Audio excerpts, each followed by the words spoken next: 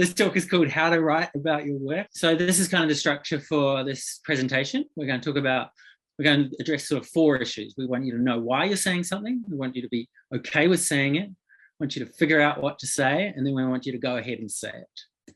So start with knowing why you're saying something.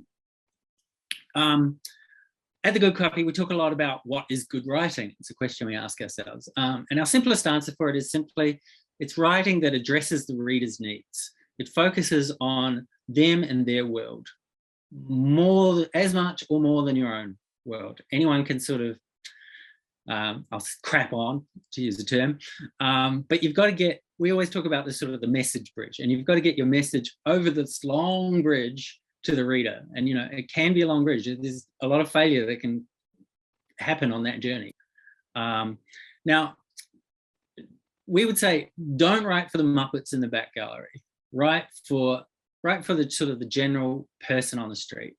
And sometimes, since you're university students, and I've been a university student, I have a master's degree from MATA, in fact, I've been guilty of this many times, we end up writing for the internal critics or the external critics, our supervisors, our peers that we want to impress. These can kind of actually be barriers to good writing. Good writing is probably writing that is more confident than that just ignores Statler and Waldorf up in the balcony and just gets on with the job. It speaks plain English about it. Here's another way of looking at the message bridge. We've got stuff you love watching and stuff your hypothetical kids love watching. Everyone loves Return of the Jedi. That's the common ground. So on one end, you've got your message, then you've got your reader's life. We're trying to put good writing, we're trying to place it in the middle in this overlap. And we want to overlap that Venn diagram as much as possible. We want to sort of enlarge that space. And that's some of the techniques we're trying to look at here. So yeah, we're sort of looking for the things that mess with the overlap. We want to minimize those to maximize the overlap. Which brings us to, now that we know why we're saying something, we've got to be okay with saying it. This lady is okay with saying stuff.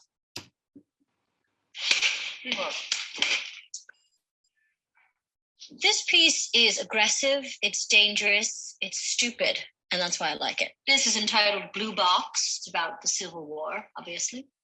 This piece was made on a ship and then shipped to a car and then driven to a plane. This is a challenging piece and would be good for your collection. It's so stupid, it's hard to understand, and that can be interesting. You're talking about my teens, aren't you? Bingo. Who's the artist?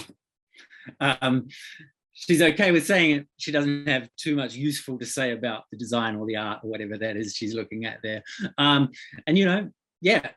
Similarly, you could, if you're faced with having to write an artist statement, you could go to a website like the Artie Bollocks generator and just spit something out, which might have you saying, as shifting phenomena become distorted through emergent and critical practice, the viewer is left with a testament to the edges of our era.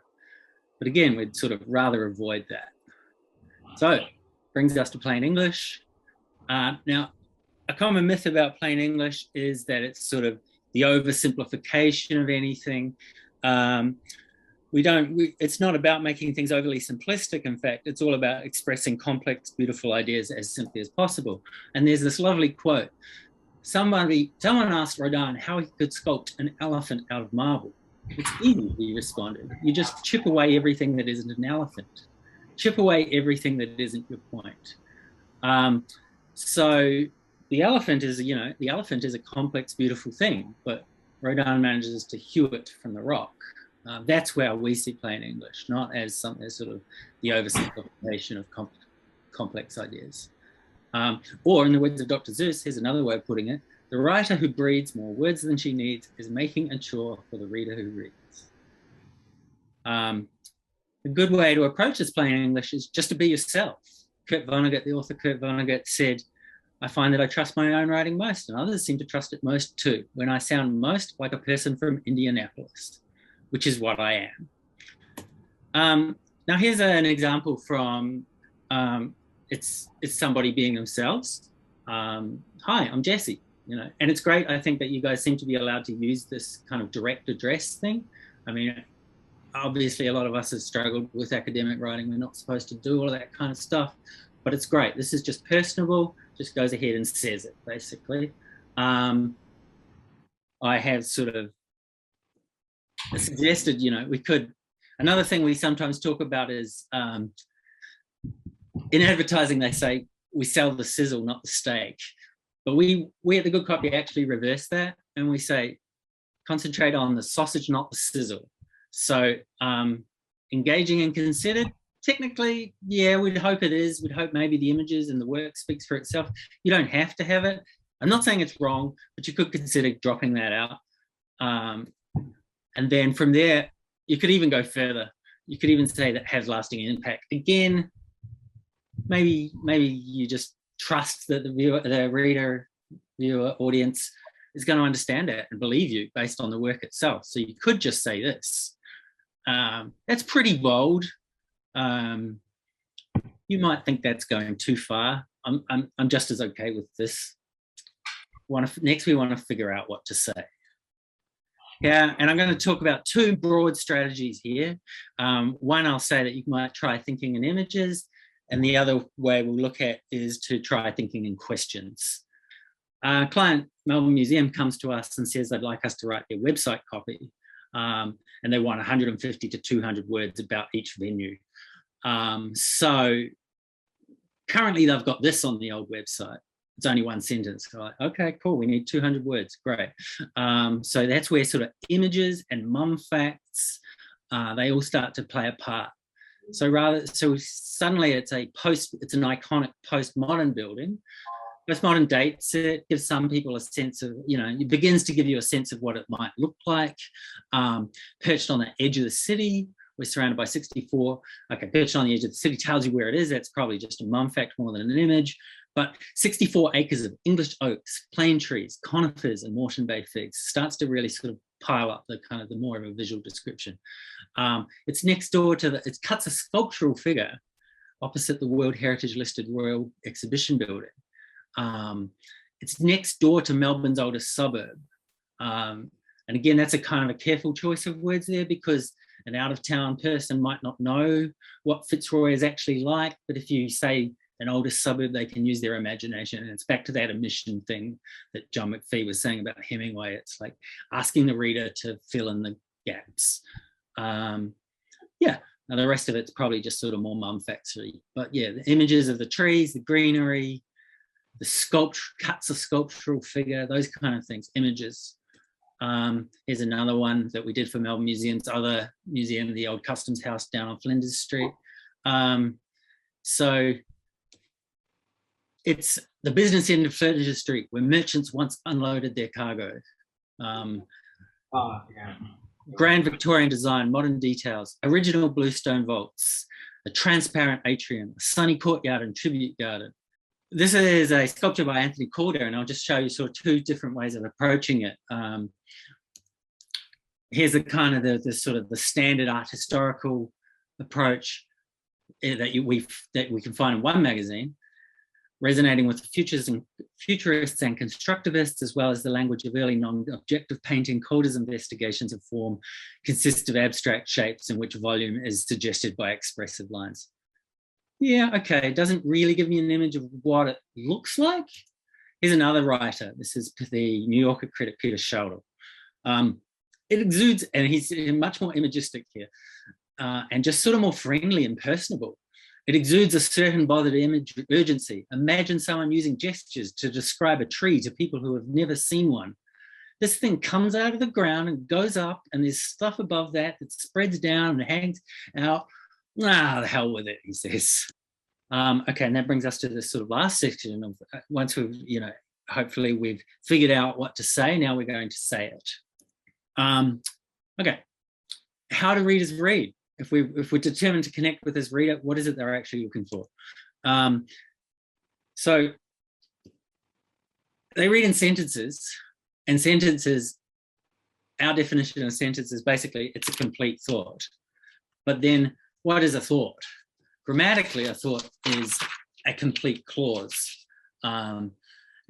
So what is a clause? To qualify as a clause, we have to have, we've basically got something that we've got a thing and a thing that is being done with the thing, right? I mean, that sounds very stupid and simple, but that's what's happening in these sentences. That's why the simple sentence, Penny laughed, is a complete sentence. Penny is the thing, that's what she's doing with the thing. The big old dog is the thing, the dog pooed. Now the big old dog there, sorry, I'll just go back, this is what we grammatically we call Penny a subject. And the laughed is a verb, obviously. So if you've got a subject and a verb, you've got a thing and a thing happening, you've got a sentence. So the big old dog is still the subject. This dog is not the subject, the big old dog is the subject. The orange rotted, people jogged, plenty of people jogged. Becky and Beyonce, even though they're two individuals, they argued they are the singular subject. They are the thing. The big old spangly Elvis costume is also the thing. The magic happening is also the thing. So then we can see that we usually add a bit more information about after the verb or to provide more object about the thing. My cat loves, you could put a full stop there, but my cat loves the lockdown. He eats, what does he eat? He eats snacks. He sits, where does he sit? On our laps. He is a being verb. Being verbs are funny, they're hard to avoid, but they're also a bit inert. Sometimes we can look for ways to eliminate them, but for now that's fine. It's a to be verb, and the cat is happy. And then we're combining two. We've got this so conjunction in the middle here. Because he's happy, I feel okay. Now, when we're talking about thoughts and sentences, we're talking basically human brains look for verbs. So we're saying be proverb, because human brains are basically verb-seeking missiles. So my treatment involved therapy. The brain goes, involved. My treatment involved the therapy. It connects these things, makes a sentence. This one, okay, there's a lot of information before we find the verb. It's harder to read. There's the stuff happening. Finally, we get to the verb. Brain relaxes, made a sentence, but still a bit more complicated. As opposed to this. Okay, now we're talking here about, this is the simple sentence. We can stack stuff up in front of it. Walking in like a little punk, my cat arrived. Problem with that, no problem with it, grammatically fine, still a sentence, absolutely. But what all that stuff at the front is doing, it's making our brains work harder. It's going to our mental clipboard. So we have to hold that until we finally get to that thing and the thing happening with the thing, the subject and the verb. So we're walking in like a little punk in our brains until we reach the subject, my cat, and finally get that sort of sense of relief when it's arrived. Oh, look, just got kind of more complicated. My cat, hairy as ever, more mental processing. So just more, sentence becomes more complicated. This sentence, there's an annual competition to find the worst sentence in the world, and this was one of the winners. I won't read the whole thing, but basically that's what it means. If you take out all of that sort of extra mental computation, the committee, they concluded, there's all that, so having regard to the totality, we can park all that. Yeah, basically it's an assessment, and the verb is conclude, that the provision of pharmaceutical services is not currently secured to the standard of adequacy. Yeah, i.e. we decided that the neighbourhood has enough chemists. Another one, pertaining to sort of academic writing. Some readers, especially those with a high level of intellectual stamina who have been trained in the consumption of syntactically complex academic prose, all of that stuff's parked up in the sort of the mental clipboard, can stretch their accommodation span to accommodate, say, 20 or more words between subject and verb. Whew, okay, so that's a long way to go before we get to any kind of verb or sort of movement in the sentence, I guess. Again, the verb is depends, all that stuff between those parenthetical commas. It's just asking our brain to do a whole lot of extra work. It's what, as we call, these sentences are branching left because they're parking all this stuff to the left while we're trying to move right. There's the sentence. It doesn't mean that we have to delete all of that stuff in grey, but consider taking it off somewhere else. Consider taking it off to its own right branching sentences that are moving forwards, not backwards. So 3 sentences instead of 1 sentence. but 3 easier to read sentences and no more words. This brings us to another thing to look out for. Professor Helen Sword, an American academic now based at the University of Auckland, wrote this fairly famous by now article about what's called nominalizations. It's when we sort of suck the life out of action by turning verbs into nouns. The board these are strong verbs, or they're verbs at least. The board apologised. We informed the team about the snacks. Jeremy consulted his buddies. Penny planned the party. The plumber examined the dishwasher. So apologised, informed, consulted, planned, examined. They're all verbs, and they're fine verbs. But we can bury, and this is where you start to, it happens in academic writing, it happens in PR. When you don't want to take as much responsibility for apologising, you issue an apology. So the apology gets sort of shuffled down the stack a bit. The apologising does. Sort of, yeah. So we provided the team with information. We didn't inform the team. Look how much verbiage is being added to at the same time. Like, the sentence just got a lot longer. From Jeremy consulted to Jeremy engaged in a consultation. I'm sure you've seen this kind of writing around. Penny planned the party. Penny undertook a planning process. The plumber examined my dishwasher. The plumber conducted an examination of my dishwasher. So you can see how these are kind of draining the life out of those active verbs. These are now zombie nouns. This next section we'll look at adverbs, because adverbs don't add much. What adverbs often do is dial up or dial down. They modify things. They're never the thing itself, they modify things. It was highly beneficial. It dials it up. It was largely proven. You're hedging your bets, you're dialing down. We should look skeptically at these words. Mostly $2? Okay. As somebody said on Twitter, adverbs are a liar's tell, which is why you often see them in sales type writing, advertising writing. They're like, they are the sizzle, they're never the sausage. Here's how we can start to get rid of them. Okay, so he drove quickly down the street is already an adverb. Quickly is the adverb. Often another sign for spotting adverbs is simply that they end in ly. Those are the most common ones, but quite there is also an adverb. So you've got a modifier on a modifier there, which isn't really great. We could say instead that he sped down the street, or he hooned down the street even. She walked happily towards the car. Yeah, okay, but you're sort of telling, not showing, I suppose. She sauntered towards the car. Now you're being more evocative. You've got an image. You've got rid of your adverb. The dress was bluish yellow. Okay, was it just green? Couple of tools we can look at to do this work for us is has anyone heard of the Hemingway app? It grades as in American high school grades, so that lower is good.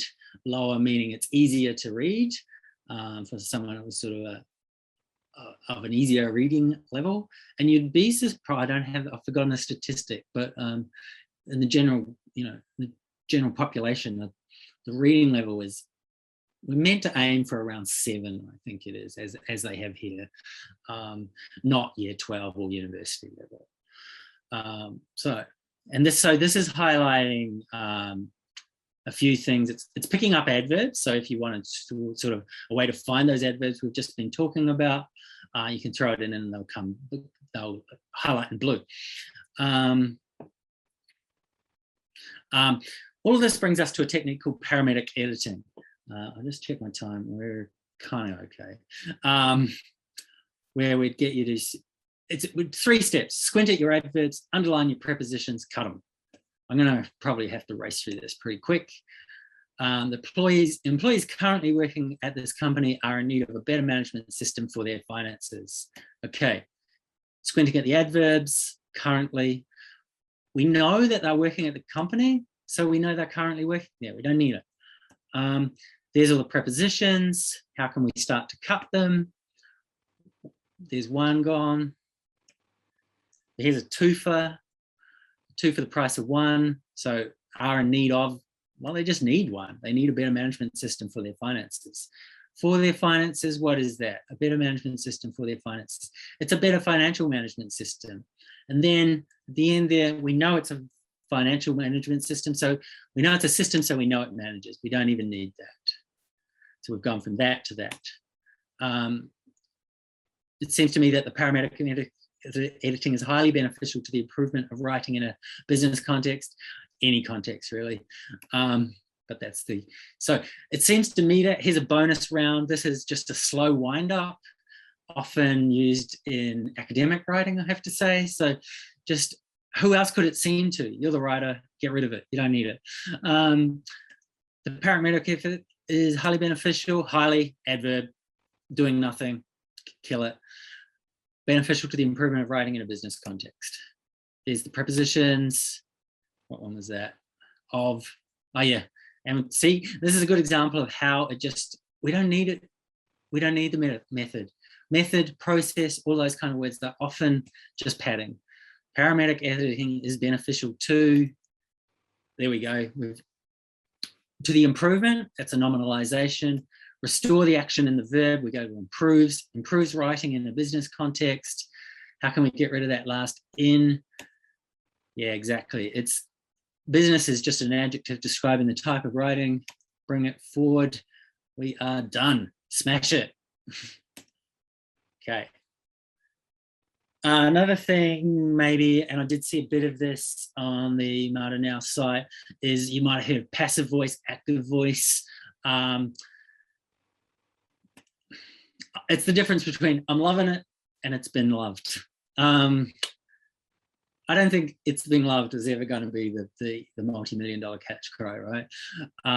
There's a reason that active voice tends to, that we do, I just spoke in passive voice. There are good reasons that we should favor the active voice, which is not to say though that it's grammatically incorrect to do the other thing. There are good reasons to use a passive voice occasionally. I do need to stress that. But generally, if you can say something active, then do it. So that's an active clause, that's a passive clause. Clause sentence, same thing in this case, because we've only got one clause. If we're having multiple clauses, can be in a sentence, but if it's only just one clause, one independent clause, it's still a sentence. Here is Sophie ate the Snickers bar, active voice sentence. Sophie, subject, ate, verb, the Snickers bar, extra information. Sophie is the doer. Now, where's the doer gone in this? We've taken into the passive. Where's the doer? There's the verb. What's the subject? The Snickers bar is now the subject. Sophie, the doer, is way down the end. So it's a lot, it's a lot less active. It's a lot less, there's a lot less going on, I suppose. Here's how you can spot the passive voice. You can ask a question. The dinner was prepared by Salvatore. Ask, what's the main action? Was prepared. Who or what is doing that action? We know it's Salvatore. Why is Salvatore? Is the doer in the subject? The subject of the sentence is the dinner. No, he's not. So this is passive. The Hilux was stolen. Okay, here's an example of why maybe you do need to use a passive. What's the main action? Was stolen. Who or what is doing that action? Well, somebody was. We don't know who actually. Burglars probably. So that's why we kind of are forced into the passive here. Yeah, the doer is not in the subject, it's passive. We can also call this test for active and passive the Richard Nixon test, because like the burglars at Watergate, mistakes were made. By whom? By Richard Nixon. Tricky Dick did it, but he's not telling that he did it. That's why we often see this in sort of slightly weaselly political or PR writing, the passive voice I mean. We don't want to acknowledge who is issuing this apology, who has to apologize, so we issue an apology, or better yet, we don't say who issued the apology. An apology was issued. You'll be contacted along the journey with SMS updates to keep you on track with your order. Okay, cool. Takes me a little while to know. Okay, I'm going to get an SNS update. Who's going to send it to me? Is it Richard Nixon? No. We'll contact you along the journey with SMS updates to keep you on track with your order. That's a much better sentence. Okay, and so here is another one from the Martin Owl site. Values collected from various designers and codes of conduct are presented as a set of 18 cards for students to choose from. Blank cards also provided. So the doer is not in the subject. It is a passive, it's a passive sentence. So we could say, I collected value statements and codes of conduct from various designers and presented them as a set of 18 cards for students to choose from. I think it's good to, blank cards also provided. It's another fragment. There's not a complete thought there. Because there's no finite verb, there's no action. So I thought it was probably better to break that off into its own sentence. I also provided blank cards for participants. And then just because it seemed a bit weird to not explain what those cards were for, I just added to create their own manifestos, because this is one from something called, I think, the Manifesto Project. Now, I do acknowledge that, and as I said, I think before, I think it's great that you guys seem to be allowed to say I. You say, hi, my name is, I make this kind of work. I think those things are all great, and they kind of automatically help you write better because they're just more honest, they're more plain English. But I acknowledge that in sort of more traditional academic writing that's sometimes frowned upon. Here's how you can do it and take yourself out of it, but it's still an active sentence. This sentence and this sentence are the same, but instead the doer becomes the work rather than the artist, the designer. Yeah. Okay, I know that was a kind of a heck of a rush through it all. That's my last slide. Just back to Mr. Zinsser. A clear sentence is no accident, but hopefully with a bit of sort of effort, we can learn to write clearly. So thanks.